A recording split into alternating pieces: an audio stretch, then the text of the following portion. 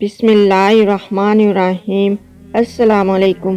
اربوں خربوں درود و سلام حضرت محمد مصطفیٰ صلی اللہ علیہ وآلہ وسلم، ان کی اولاد، ان کی آل پر اللہ تعالیٰ مغفرت فرمائے، آپ کی، میری اور تمام امت کے مسلمانوں کی، آمین۔ رمضان کی تیاری کیسے کریں؟ حضور صلی اللہ علیہ وآلہ وسلم رمضان المبارک کا استقبال کیسے کرتے تھے؟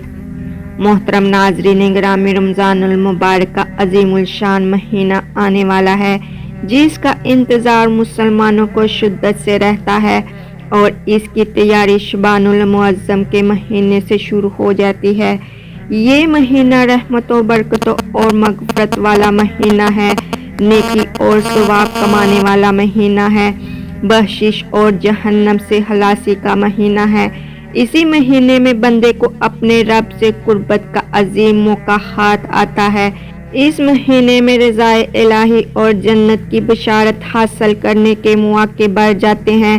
ذرا تصور کیجئے، جب آپ کے گھر کسی اہم مہمان کی آمد ہوتی ہے تو ہم اور آپ کیا کرتے ہیں؟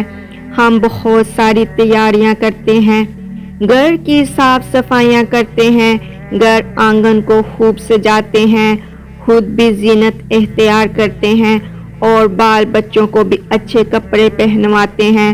پورے گھر میں خوشی کا ماحول ہوتا ہے، بچے خوشی سے اچھل کود کرتے ہیں، مہمان کی خاطر تواضع کے لیے ان گنت پرتکلف سامان تیار کیے جاتے ہیں۔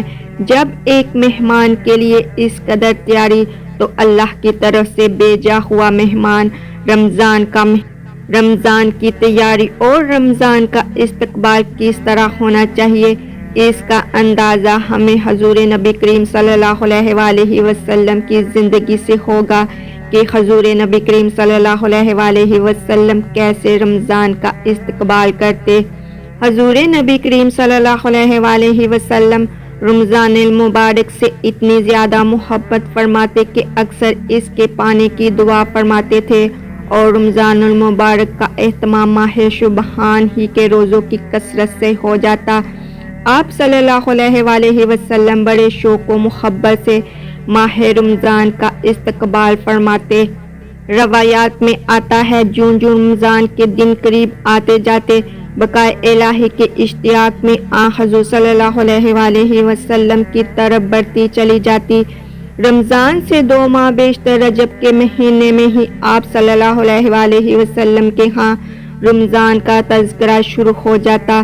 ایک روایت کے مطابق حضور صلی اللہ علیہ وآلہ وسلم رجب کے مہینے میں یہ دعا عرض کیا کرتے: اللہم بارک لنا فی رجبی و شعبانی وبلغنا رمضان، یعنی اے اللہ، ہمیں رجب اور شعبان میں برکت عطا فرما اور رمضان نصیب فرما۔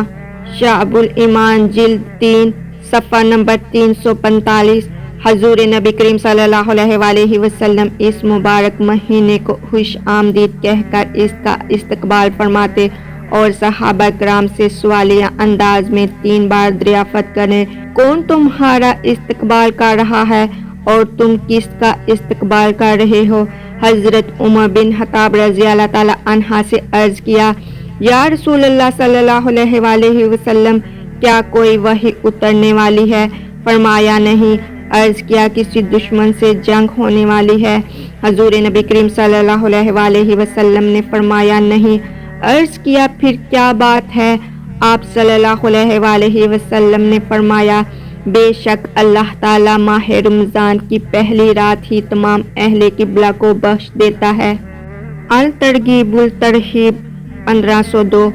جب حضور صلی اللہ علیہ وآلہ وسلم شعبان کے مہینے میں داخل ہوتے تو یہ ذوق و شوق مزید بڑھ جاتا اور آپ کے شب و روز رمضان جیسا رنگ اختیار کر لیتے، گویا آپ صلی اللہ علیہ وآلہ وسلم رمضان کی برکات سے بھرپور طریق سے فیض یاب ہونے کی خاطر مشق فرما رہے ہوں۔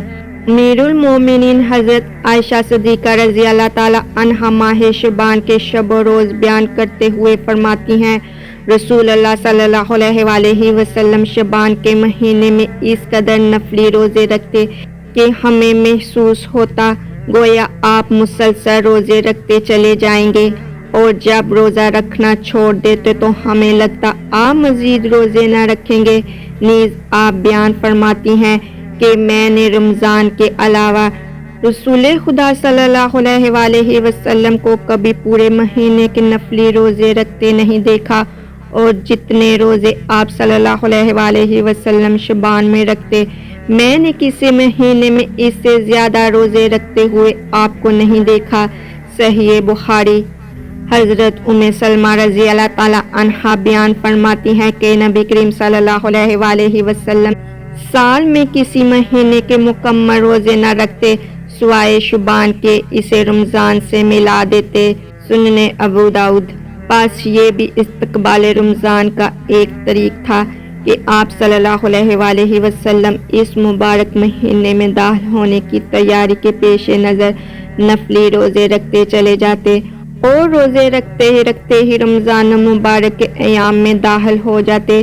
شعبان کے دنوں میں رمضان کو پا لینے کی طرف کا اظہار اس حدیث سے بھی خوب ہوتا ہے، جس میں حضور صلی اللہ علیہ وآلہ وسلم نے رمضان کے انتظار میں شعبان کے دن گن گن کر گزارنے کی تحریک فرمائی ہے۔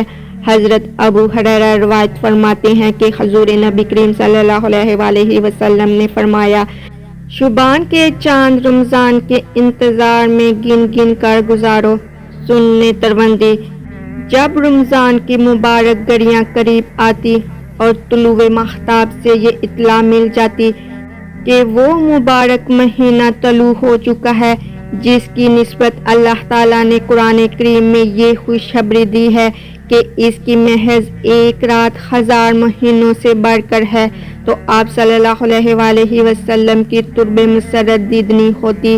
حضرت سلیمان فارسی رضی اللہ تعالیٰ عنہ بیان کرتے ہیں کہ شعبان کے آخری دن حضور صلی اللہ علیہ وآلہ وسلم نے صحابہ کرام کو جمع فرمایا اور ان الفاظ میں خوشخبری عطا فرمائی کہ اے لوگو، غور سے سنو، تم پر ایک عظمت والا اور مبارک مہینہ سایہ فگن ہونے والا ہے۔ اس میں ایک رات ایسی ہے جو ہزاروں مہینوں سے بڑھ کر ہے۔ اللہ تعالیٰ اس کے روزے رکھنا فرض فرمایا ہے اور اس کی رات کے قیام کو ثواب ٹھہرایا ہے۔ جو شخص اس مہینے میں کوئی نفلی نیکی بجا لائے گا تو وہ ایسے ہی ہے جیسے کہ عام دنوں میں فرض کا ثواب ہو، اور جو شخص اس مہینے میں کسی فرض کو ادا کرے گا وہ ایسا ہے جیسے غیر رمضان میں 70 فرائض ادا کرے۔ یہ صبر کا مہینہ ہے اور صبر کا بدلہ جنت ہے، اور یہ غم خواری کا مہینہ ہے، اور یہ ایسا مہینہ ہے جس میں مومن کا رزق بڑھایا جاتا ہے۔ جو شخص کسی روزے دار کا روزہ افطار کرائے، اس کے لیے گناہوں کے معاف ہونے اور آگ سے نجات کا سبب ہوگا، اور اسے روزہ دار کے ثواب کے برابر ثواب ہوگا، مگر روزہ دار کے ثواب سے کچھ بھی کمی نہیں ہوگی، اور یہ ثواب ہر اس شخص کو بھی نصیب ہوگا جو دودھ کے ایک گھونٹ، کھجور یا پانی کی ایک بوند سے روزہ افطار کرواتا ہے۔ لیکن جو کسی روزہ دار کو سیر کر دیتا ہے تو اللہ تعالیٰ اس کو میرے حوض سے ایسا شربت پلائے گا کہ پھر اسے کبھی پیاس نہ لگے گی، یہاں تک کہ وہ جنت میں داخل ہو جائے گا۔ اور یہ ایسا مہینہ جس کا اول حصہ رحمت ہے، درمیانی حصہ مغفرت اور آخری حصہ جہنم کی آگ سے آزادی ہے۔ جو شخص اس مہینے میں اپنے غلام اور نوکر کے بوجھ کو ہلکا کر دے تو اللہ تعالیٰ اس کی مغفرت فرما دیں گے اور آگ سے آزادی عطا فرمائیں گے۔ شعب الایمان۔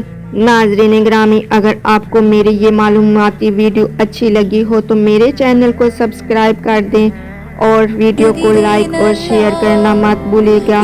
اللہ آپ کا حامی و ناصر ہو، آمین یا رب العالمین۔